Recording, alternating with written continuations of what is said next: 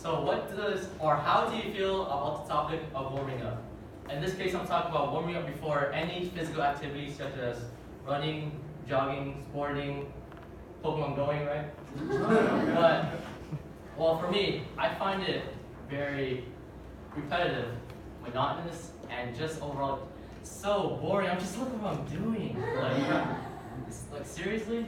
So today I'll be talking about warming up, and by the end of the speech, I hope to share some light on the importance of it.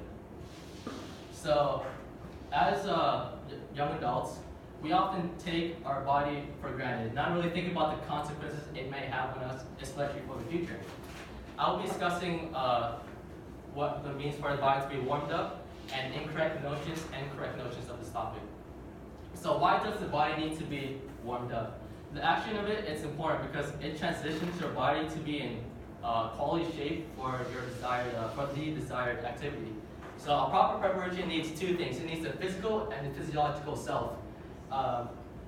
Right now, being relaxed, sitting in chairs, listening to me speak, produces a relatively low 15 to 20% worth of blood flow to your muscles. According to Olympic triathlon coach Bill Bernhardt, she actually states that just 5 to 12 minutes of warming up can actually produce 75% increase to your blood muscles, blood flow to your muscles. So what this increased blood muscle does is what I like to call the 3 Ps.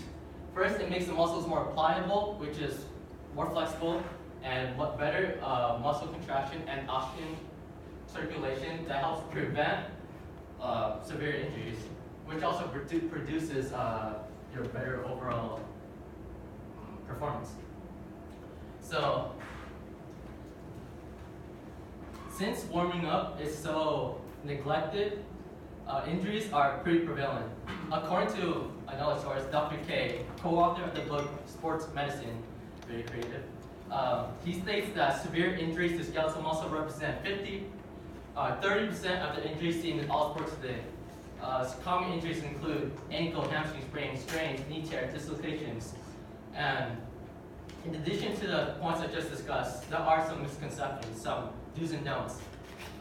As I just briefly mentioned, many people neglect warming up, but on the other spectrum, there are people who warm up too much, therefore burning out their bodies before their desired activity.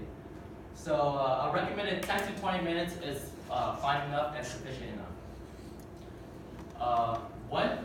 Here's where the misconception comes in. So what you want to do is instead dynamic stretching versus static stretching. So what is dynamic stretching? Dynamic stretching is basically sport specific. That means it mimics the activity you're about to do. So that means your lunges. That means your twisted roos, right?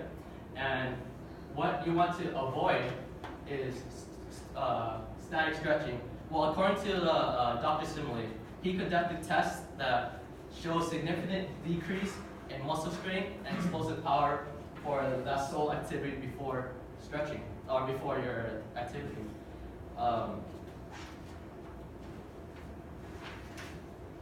So why is dynamic favored over static? Well, if you think of your muscles as a rubber band, right? And so what happens if you put force on a cold and rigid rubber band? Snap. Yeah, either A, snaps, B, breaks, or C, rips. And so, if you think of it, if you compare it to a muscle that's already warmed up, it's much harder for it to kind of snap, right? I can do this all day. Just getting warmed up. But anyways, in closing, my purpose of this topic was to inform of how important a warm-up really is. I discussed the effects pre-exercise can have on the body and the misbelief that not all types of exercise can suffice. As for me, I religiously loosen up my body before any physical activity. I don't take it for granted anymore, and it's eye-opening to know that with each step you take is possibly a potential severe injury that you just avoided. Thank you.